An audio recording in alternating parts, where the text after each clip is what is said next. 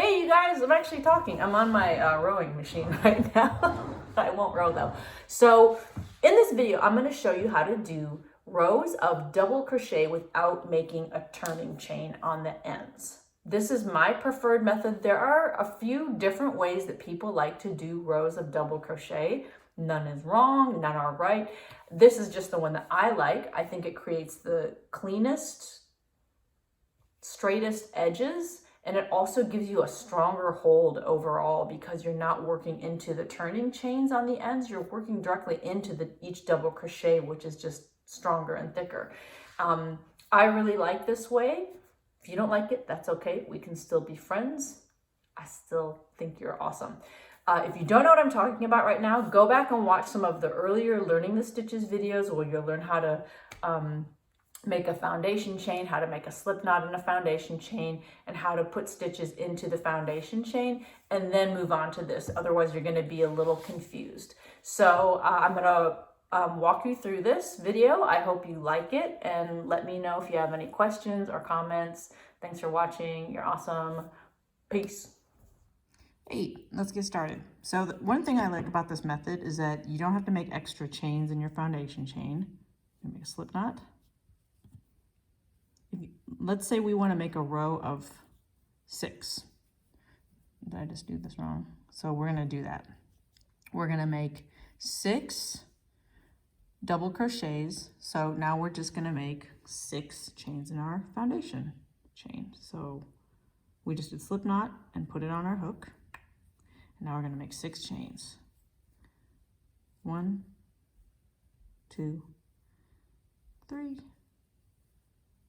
4, 5, 6.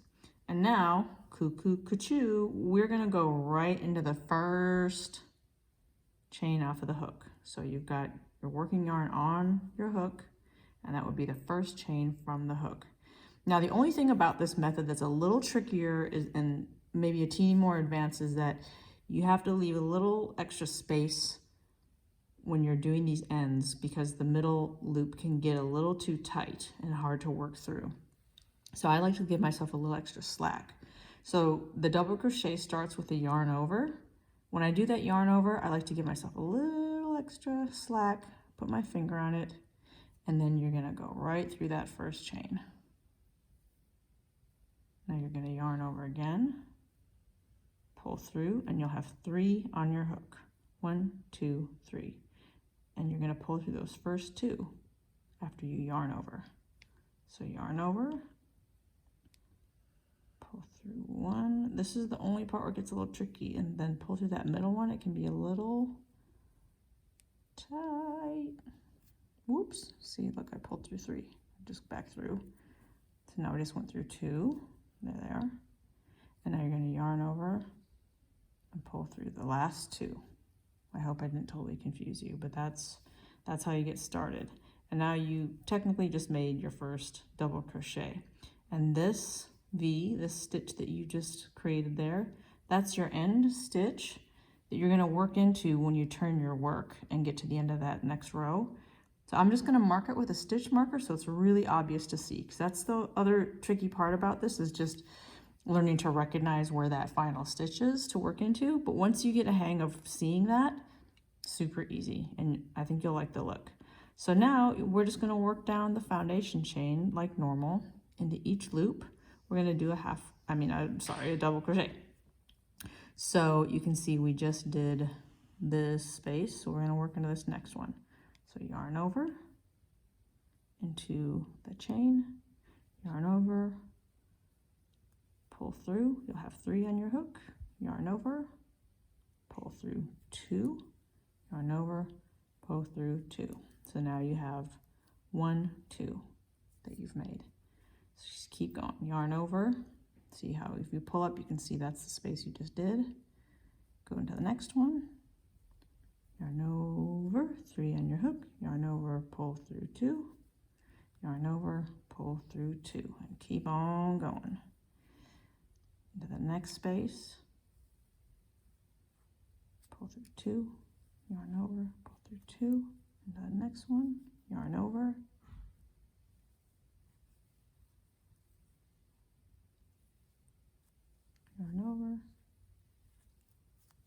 coming to the end, I'm getting close.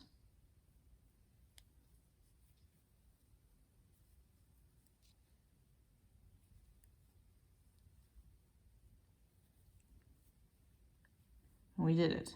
Now, you can see we just did the last chain because we see our slip knot is here, but it can be a little confusing, especially if you didn't make your slip knot tight enough to know how many you did. You can always check your work and count. Remember, we wanted 6 and we made a foundation chain of 6, so you can count the posts. 1, 2, 3, 4, 5, 6, which is where our stitch marker is. It looks a little funny, but you'll see it will turn out more normal. And you can count your stitches on top. So where the stitch marker is, that's our first one. 1, 2, 3, 4, 5, 6. Now at this point, most people or most methods, they have you chain a turning chain of 2 or 3 here. You're not going to chain anything. No chaining. Just turn your work to the left. Wow. And you're going to work right into that first stitch. First stitch from the hook.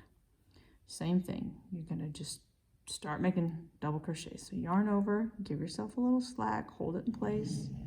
Oh, that would be my dog. Go right through that first stitch. Yarn over, pull through. You'll have 3 on. Once again, these end pieces, this is where it can be a little tricky to pull through the 2. So I just do 1 at a time. Pull through 1, 2, okay, 2 on your hook, pull through. Once again, you just created that end stitch, and that's where you're going to work through when you turn your work and get to the end of that next row. But now we're just going to work down the row, each stitch. Oops, stuck in my pin there. And then I'll show you what happens when we get to the end. So yarn over into the next stitch, go through the both legs of the V, pull through, go through 2, pull through 2, yarn over into the next stitch, yarn over, pull through 1, yarn over, pull through 2, yarn over, pull through 2. Keep going, yarn over through the next stitch, yarn over, pull through 1, yarn over, pull through 2, yarn over, pull through 2. And again, and we're almost to the end. We see our stitch marker. So this would be number 5, double crochet number 5. And now we're where the stitch marker is. Now you can see it's a little wonky looking because it's way here at the end. That's why I marked it so you can recognize it. We can go ahead and take that out. And there's our V. You're going to go ahead and just work directly into that. Pull through 2, pull through 2, and you just did your second row of double crochet without any turning chain, and see how nice it looks? Got a nice straight edges and a really strong hold. Now same thing, let's say we want to make a third row. Don't make any turning chains, just turn your work, and you're going to go right into that first stitch. So go ahead and yarn over, go through, yarn over, pull through, go through 2 and 2, and there's that little guy again. And then just keep going, and you'll see once you get used to this method, you'll really get used to seeing where that last stitch is to go into. It is a little weird at first because it is really rounded and a little curled away from you at the end, like we're getting close to it here. I'll show you. And you can always check your work by counting. So right now, here's our end one, 1, 2, 3, 4, 5. So we know we need to do 1 more. So just look for it and you'll see it's right there. It's kind of curled away from you. You gotta pull it toward you to see it, but you're gonna go through those legs of the V, just like a normal stitch. It's just in a little funky place at the end.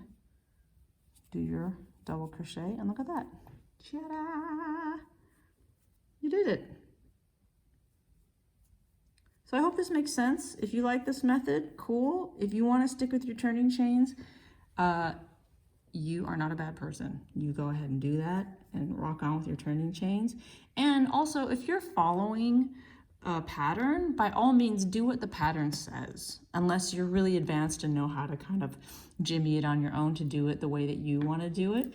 But if you're following a pattern and you're only a beginner, just do what the pattern says. This is just one method, and it's not going to work in every single scenario. It really depends on what you're making. But this is what I like. If you're making a blanket or a dish rag or something like that, this is a great way to have a nice straight edge and a strong hold and a lovely piece of double crocheted stuff. Okay, I hope that made sense to you guys. Leave me any comments or questions down below. Please subscribe, like the videos, tell all your friends.